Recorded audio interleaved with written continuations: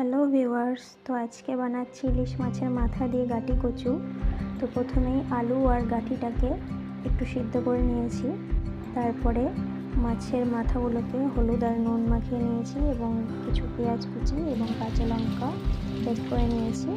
তারপরে কড়াইতে তেল দিয়ে ইলিশ মাছের মাথাগুলোকে একটু হালকা করে ভেজে নেব। তারপরে এটাকে ভাজা হয়ে গেলে তুলে নেব এবং ওই তেলে কালো জিরে দিয়ে দেবো তাতে পেঁয়াজ কুচি এবং পেঁয়াজ কুচিটা হালকা একটু ভাজা হলে তারপরে এতে অ্যাড করে দেবো যে সিদ্ধ করে রাখা যে গাঁটি আর আলুটা আছে ওটা। এবার যেহেতু এটা আগে থেকে সিদ্ধ করা আছে তাই এটা বেশি ভাজার দরকার নেই, হালকা হাতে নাড়াচাড়া করে ভেজে তারপরে এতে অ্যাড করে দেবো হলুদ আর নুন।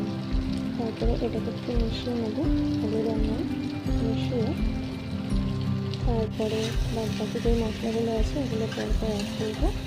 তো এটা হালকা মেশানো হয়ে যাওয়ার পরে এতে দিয়ে দেবো হলো কাঁচা লঙ্কা বাটাটা আর একটু জিরের গুঁড়ো।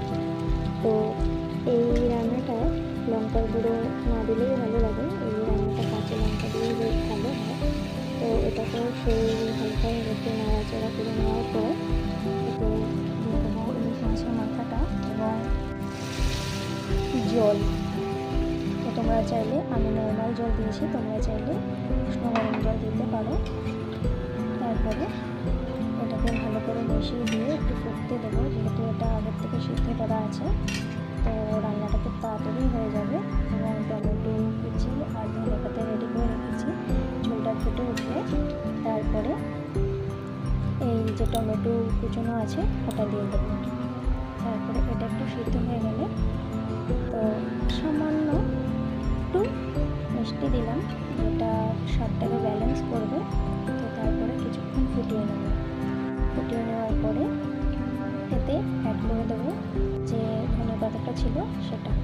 আর এই রান্নায় এই ঝোলটা একটু পাতলা পাতলাই রাখতে হবে, কারণ নামিয়ে নেওয়ার পরে এটা গাঢ় হয়ে যাবে। তো এই রান্নাটা এরকমই ভালো লাগে।